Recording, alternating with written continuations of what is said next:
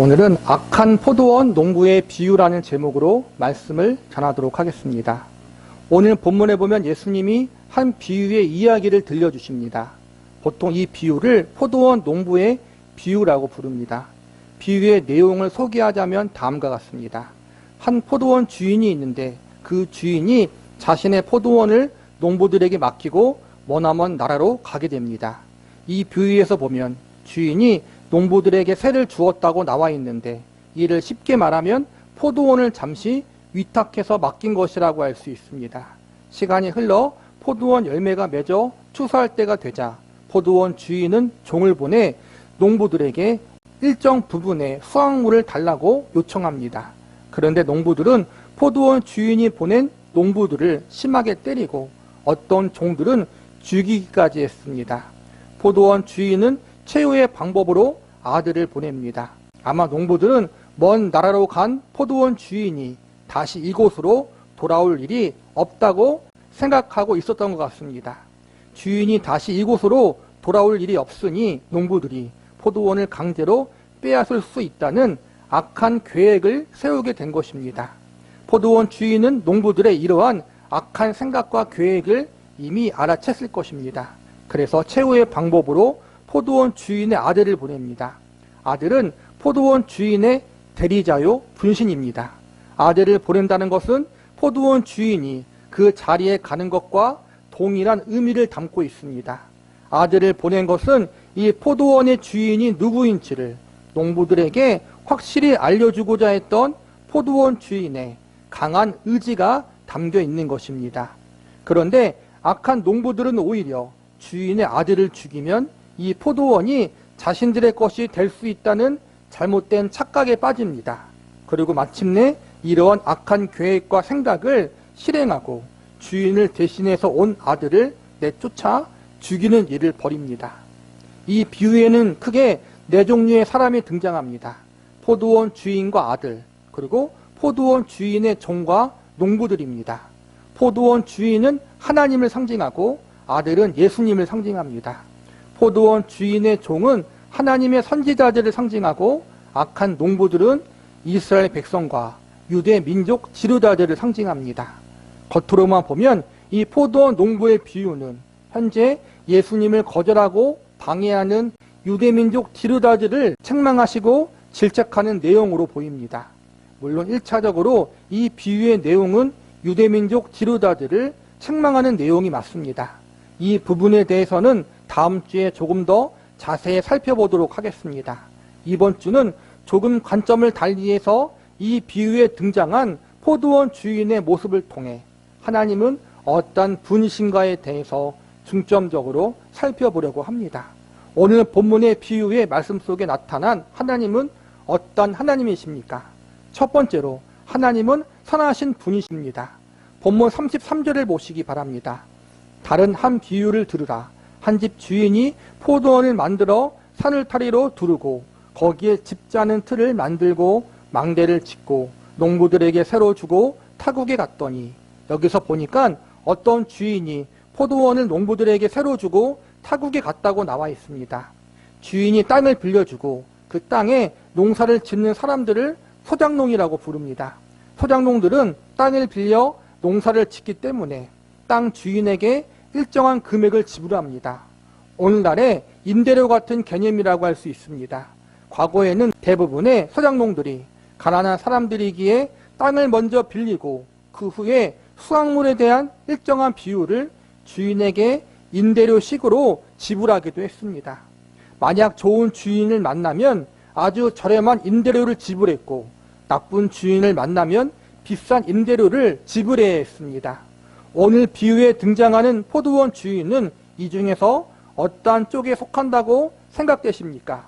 우선 33절에 보면 포도원 주인이 포도원을 만들 때 울타리를 두르고 집 짜는 틀을 만들고 망대를 지었다고 기록하고 있습니다. 보통의 포도원 주인들은 미리 이러한 시설을 만들지 않고 포도원을 운영하면서 농부들에게 중간중간 이러한 시설을 만들도록 시킵니다. 주인에게 고용된 농부들은 포도나무도 심고 물도 주고 잡초도 뽑고 이렇게 포도나무도 관리하지만 틈틈이 포도원에 필요한 이러한 시설들을 만들어야 했습니다. 고용한 일꾼들이 여유롭게 있는 모습을 마음 편안히 지켜볼 주인은 아무도 없습니다. 어쨌든 고용된 일꾼들을 부지런히 부려 먹어야만 주인은 만족할 것입니다. 어차피 포도 열매가 하루아침에 나오는 것이 아니기 때문에 고용된 농부들은 1차적으로 포도나무를 심고 가꾸는 일을 하고 동시에 틈틈이 포도원을 운영하는 데 필요한 시설들을 직접 만드는 일을 해야 합니다. 이렇게 포도나무만 관리하는 일이 아니라 포도원을 운영하는 일에 필요한 여러 가지 일을 동시에 하는 것이 그 당시 보편적인 상황이었습니다. 그런데 오늘 비유에 등장한 주인은 농부들에게 이러한 힘들고 번거로운 일을 시키지 않고 먼저 포도원 운영에 필요한 시설들을 미리 다 만들어 놓습니다. 농부들이 고용되어 포도원에 들어왔을 때에는 이미 농사에 필요한 모든 것이 다 갖추어져 있었습니다. 울타리와 막루의 역할은 외부의 위험으로부터 포도원과 일꾼들을 안전하게 지켜주는 시설입니다. 과거에는 늑대나 이리, 곰과 사자 같은 위험한 들짐승들이 많았습니다.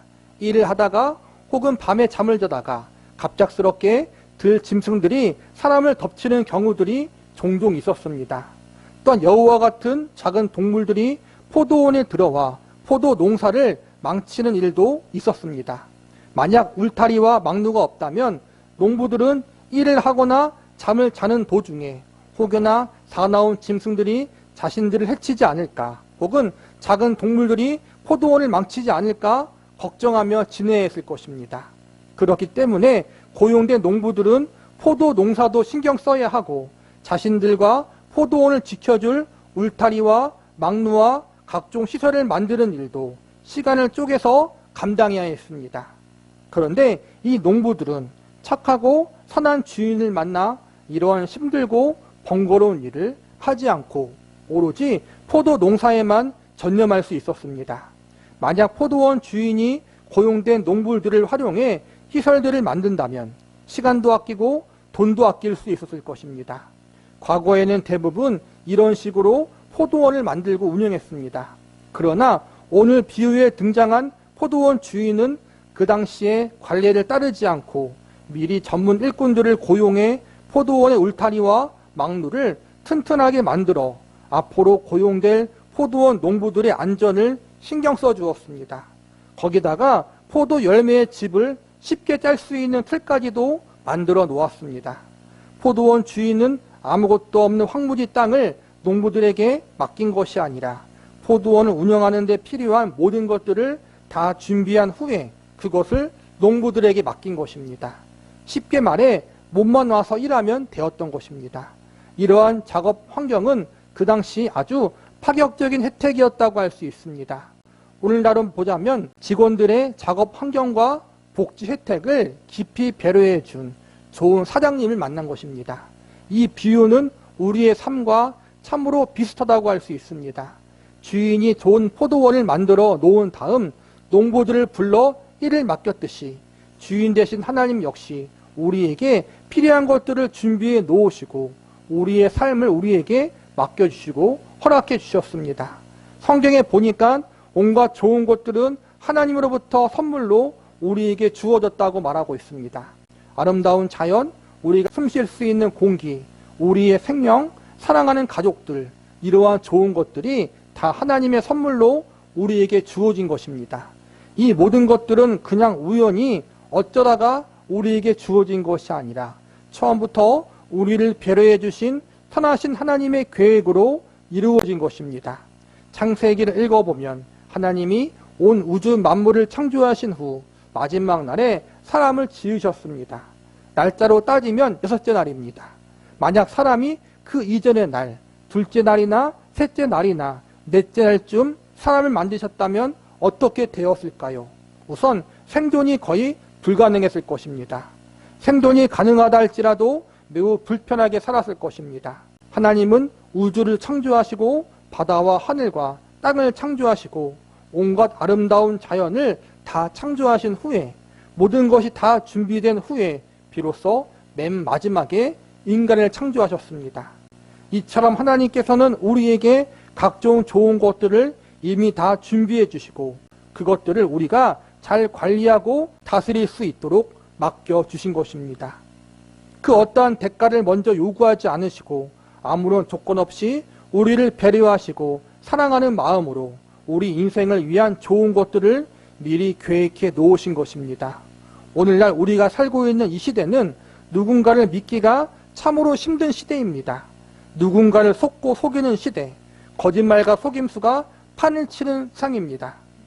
어떻게 해서든지 손해를 절대 보지 않으려는 세상, 다른 이들이 피해를 보더라도 나와 내 가족만 손해보지 않고 잘 살면 된다는 생각이 판을 치는 강팍한 세상이 우리가 살고 있는 이 시대입니다.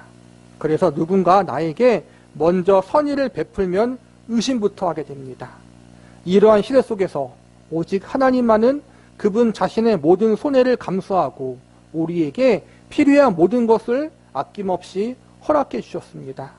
우리가 하나님을 위해서 무언가 먼저 하기 이전에 태초부터 우리를 사랑으로 택하사 우리를 그분의 자녀와 백성으로 불러주셨습니다. 우리에게 무엇을 내놓으라고 요구하지 않으시고 하나님께서 먼저 우리의 필요를 채워주시고 우리를 위한 가장 좋은 것들을 선물로 준비해 주셨습니다. 이처럼 아무런 대가 없이 그저 우리를 사랑하심으로 이 모든 것을 우리에게 선물로 주신 하나님, 이 하나님의 말로 우리가 일평생 믿고 의지할 유일한 분이시며 이 세상에서 가장 선하신 분이심을 믿을 수 있기를 바랍니다. 두 번째로 하나님은 인내하는 분이십니다. 본문 34절과 35절 말씀을 보시기 바랍니다. 열매 거둘 때가 가까움에 그 열매를 받으려고 자기 종들을 농부에게 보내니 농부들이 종들을 잡아 하나는 심히 때리고 하나는 죽이고 하나는 돌로 쳤거늘 선한 포도원 주인은 포도원에서 일하기 좋은 세상의 환경을 조성해 놓고 농부들에게 이 포도원을 맡겼습니다. 그리고 시간이 지나 마침내 포도원에서 열매를 수확할 시기가 되었습니다. 주인은 수확한 열매의 일부를 소작새로 받기 위해 종들을 보냅니다. 오늘 본문과 동일한 내용이 마가복음 12장에 기록되었는데 여기서 보니까 주인이 포도원 소출 얼마를 받으려고 종을 보냈다고 나와 있습니다. 여기서 얼마라는 단어는 극히 적은 소량을 의미한다고 합니다. 이 말은 주인이 포도원의 세를 받아 이익을 남기려던 것이 아니라 이 포도원의 주인이 누구인가를 확인시켜주기 위한 일종의 의례적인 것이라고 할 수 있습니다. 그런데 이 포도원을 관리하고 있던 농부들이 어떤 반응을 보입니까? 34절과 35절에 보니까 주인이 보낸 종들을 잡아 심히 때리고 죽이기까지 했습니다. 예수님 시대만 해도 땅을 빌려준 주인은 소장농들에게 소출의 50% 이상을 세금으로 떼가는 경우들이 흔하게 있었다고 합니다. 이에 반해 오늘 비유에 등장하는 선한 포도원 주인은 전혀 그럴 의도가 없었습니다. 오히려 포도원에서 지극히 적은 양의 소출만 받으려고 했습니다. 이 포도원이 누구에게 속해 있는 것인지를 확인하는 차원에서 이 포도원의 소유권이 주인에게 있고 농부들은 잠시 주인의 포도원을 관리하는 청지기임을 분명히 알려주고자 일종의 점검 행위만 하려고 했던 것입니다. 그런데 포도원 농부들은 이를 거부합니다. 단순히 거부하는 것이 아니라 주인이 보낸 종들을 때리고 죽여버립니다. 우리 같으면 이러한 사실을 알게 되었을 때 당장 화를 내고 그에 상응하는 벌을 내릴 것입니다. 오늘 비유에 등장하는 주인은 단순히 돈만 많은 사람이 아니라 큰 명예와 권력을 가진 사람으로 묘사됩니다. 왜냐하면 나중에 보면 이들을 진멸한다는 표현이 나오기 때문입니다. 먼 타국에서 주인의 명령을 거절하고 반역을 일으킨 이들을 진멸할 수 있을 정도라면 이 주인은 단순한 부자가 아니라 높은 지위에 있는 사람이라고 할 수 있습니다. 그런데 오늘 비유를 자세히 보면 이렇게 높은 지위와 권력을 가진 이가 자신의 명령을 거부한 악한 농부들을 바로 처벌하지 않는 것을 목격할 수 있습니다. 여러 번 돌이킬 수 있는 기회를 줍니다. 이어지는 36절을 보시기 바랍니다. 다시 다른 종들을 처음보다 많이 보내니 그들에게도 그렇게 하였는지라. 여기서 보면 34절에서 종들을 보냈고 36절에서 또 다른 종들을 더 많이 보냈다고 나와 있습니다. 오늘 본문에서는 총 2번에 걸쳐 종들을 보냅니다. 같은 비유의 내용을 기록한 마가복음 12장에 보면 총 4번에 걸쳐 종들을 보내는 장면이 기록되어 있습니다. 한두 번이 아니라 4번의 기회를 더 준 것입니다. 여기서 우리는 포도원 주인이 마음이 착하고 선한 사람일 뿐만 아니라 참고 인내하는 주인이라는 사실을 알 수 있습니다. 이와 마찬가지로 오늘 본문의 비유 속에 나타난 하나님은 선하신 하나님일 뿐만 아니라 한 걸음 더 나아가 인내하시는 하나님의 모습을 보여주고 있습니다. 35절에 보면 주인이 보낸 종들을 심히 때리고 죽이고 돌로 쳤다고 나와 있습니다. 마가복음에서는 종들을 능욕했다는 표현이 추가되어 있습니다. 일반적인 사람이라면 도저히 생각할 수 없는 비도덕적이고 비윤리적인 일, 참으로 잔인한 일을 행한 것입니다. 우리가 입장을 바꿔 우리가 포도원 주인이라면 당장 모두 진멸했을 것입니다. 그러나 주인은 총 4번이나 참습니다. 나중에 보내는 아들까지 생각하면 총 5번을 참는 것입니다. 이렇게 주인이 참고 참는 것은 주인이 바보라서가 아닙니다. 우리는 앞서 이 주인이 포도원에서 일할 농부를 배려해 준 선한 주인임을 미리 말씀드렸습니다. 선한 마음을 가진 주인이 그들을 진멸할 수 있는 힘과 권력까지 갖고 있음에도 불구하고 그들에게 회개할 기회를 주기 위해서, 그들이 잘못을 뉘우치고 돌이킬 수 있는 기회를 주기 위해서 참아준 것입니다. 주인이 참지 않으면 그 결과는 바로 심판입니다. 주인의 명령을 어길 뿐 아니라 주인이 보낸 종도 때리고 심지어 죽였기 때문에 주인이 참지 않으면 농부들에게 남는 것은 진멸이고 죽음의 심판밖에 없습니다. 농부들이 회개하지 않으면 그들을 기다리는 것은 최후에 모두 죽임을 당하고 진멸당하는 것을 알았기에 선한 주인은 마지막까지 기회를 주고 싶었던 것입니다. 이처럼 인내하는 주인의 모습에서 우리는 인내하시는 하나님의 모습을 발견할 수 있어야 합니다. 왜냐하면 하나님도 우리에게 이와 같이 오래 참아주시고 인내해 주시고 계시기 때문입니다. 하나님은 우리의 인생 속에서 참으로 많은 것들을 선물로 주셨습니다. 하나님은 우리의 인생 속에서 좋은 것들을 주심으로 우리가 누리고 살 수 있도록, 우리가 이 땅에서 기뻐하며 살 수 있도록 좋은 것들을 허락해 주셨습니다. 이 선물들은 단지 우리가 잘 먹고 잘 살게 하려는 의도에서만 주신 것이 아니라 이것을 잘 사용해서 하나님의 기쁘신 뜻을 이루어가며 살도록 하기 위해서입니다. 그런데 우리는 대부분 그 하나님의 뜻을 무시하고 혹은 그 하나님 자체를 불신하고 꽤 오랫동안 살았습니다. 특히 여기 계신 대부분의 분들은 중간에 예수님을 믿으신 분입니다. 어린 시절, 젊은 시절에 예수님을 믿지 않고 성인이 되어서 인생을 어느 정도 다 사신 다음 예수님을 믿으신 분들이 대부분입니다. 우리는 우리를 향한 하나님의 선하신 뜻과 복음의 말씀 앞에 귀를 막고 때로는 하나님의 사람들을 무시하고 핍박한 적도 있었습니다. 우리가 다 기억하지 못해서 그렇지 사실 우리들의 삶 속에 이러한 사건들이 알게 모르게 참으로 많이 있었을 것입니다. 우리가 예수님 믿기 전 우리에게 복음을 증거했던 수많은 손길들이 있었을 것입니다. 그런데 우리는 이 모든 손길을 거절했습니다.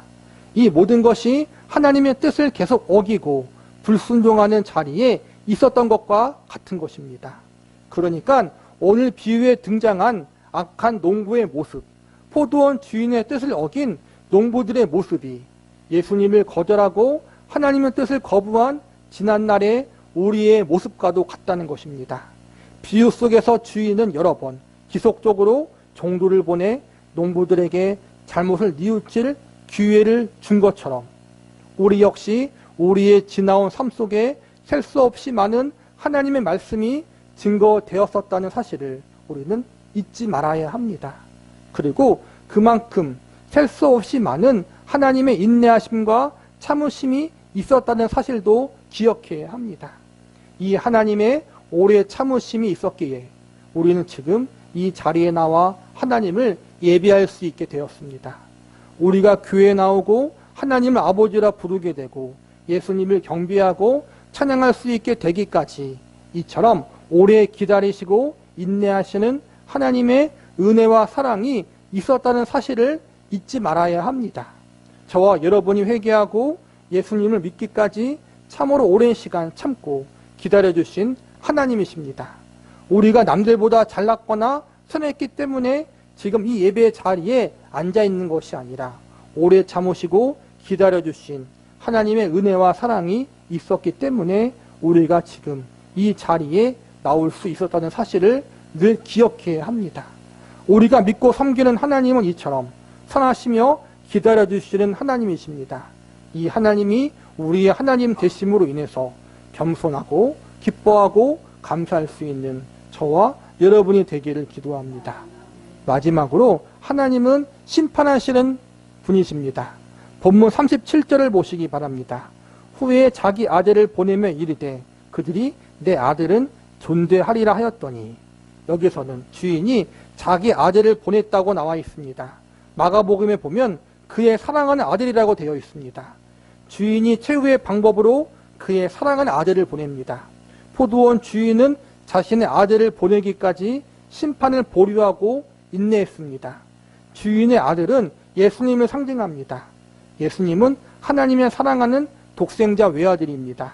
하나님은 나를 구원하고자 독생자 외아들이신 예수님을 이 땅에 보내시고 마지막에는 이 예수님을 십자가에서 죽게 하셨습니다. 이는 선하신 하나님, 인내하신 하나님이 죄인들에게 주시는 마지막 기회입니다. 하나님은 그분의 하나밖에 없는 외아들을 십자가에 내어주실 만큼 우리를 사랑하셨고 우리에게 기회를 주셨는데 그 사실을 모른 채 여전히 회개하지 않고 돌이키지 못하고 살아가는 어리석은 인생들이 너무나도 많이 있습니다. 본문 38절을 보시기 바랍니다. 농부들이 그 아들을 보고 서로 말하되 이는 상속자니 자 죽이고 그의 유산을 차지하자 하고, 여기서 보면 결국 주인이 준 마지막 기회까지 거절한 악한 농부들의 모습이 나옵니다. 하나님이 예수님을 이 땅에 보내셨는데 악인들은 끝까지 하나님께 회개하고 돌이키기를 거절하고 오히려 하나님의 아들이신 예수님을 죽이기까지 했습니다. 하나님은 오래 참기만 하시는 하나님이 아니십니다.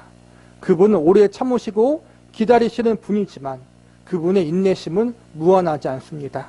그분의 인내심이 마지막에 도달하는 순간이 반드시 있습니다. 40절과 41절에 보면 이제 인내하시는 하나님이 아니라 심판하시는 하나님으로 등장합니다.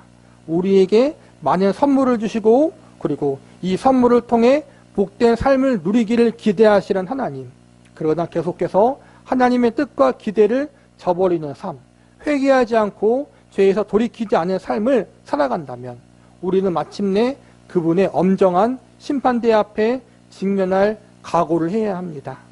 오래 인내하시는 하나님이지만 영원히 인내하지 않으시는 하나님, 이 하나님은 회개하지 않은 자들에게 친히 심판을 내리시는 하나님이십니다. 저와 여러분은 어떤 하나님을 만나시기를 바라고 계십니까? 저는 우리가 지금 이 예배 자리에 나와 있다는 것 자체가 이미 선하시고 인내하시는 하나님을 만난 결과라고 생각합니다. 믿는 자들에게는 정죄함이 없기 때문에 마지막 날 우리는 심판의 하나님이 아니라 사랑의 하나님을 만나게 될 것입니다. 그러나 심판을 면제받았다고 해서 하나님께로부터 책망과 질책이 아예 없어지는 것은 아닙니다. 믿는 자로서 합당하지 못하게 살았을 때 하나님은 책망하시고 질책하십니다. 때로는 사랑의 채찍과 매도 드십니다. 가장 중요한 것은 회개하고 예수님을 믿는 것이지만 그 이후에는 믿는 자로서 하나님 앞에 우리가 바르게 살아가는 것입니다. 성도들에게 하나님이 맡겨주신 포도원들이 있습니다. 내가 가진 재능과 달란트, 내가 가진 지혜와 명철함, 내가 가진 재산과 물질, 내가 가진 몸과 건강, 우리의 사랑하는 배우자와 자녀들, 가족들, 이 모든 것이 우리에게 맡겨주신 포도원들입니다. 이 포도원은 우리의 것이 아니라 하나님의 것이고 하나님의 우리에게 잠시 맡겨주신 것입니다. 우리에게 맡겨주신 이 포도원들을 하나님이 기뻐하시는 뜻대로 지혜롭고 충성스럽게 잘 관리하고 사용할 수 있는 저와 여러분이 되시기를 기도합니다.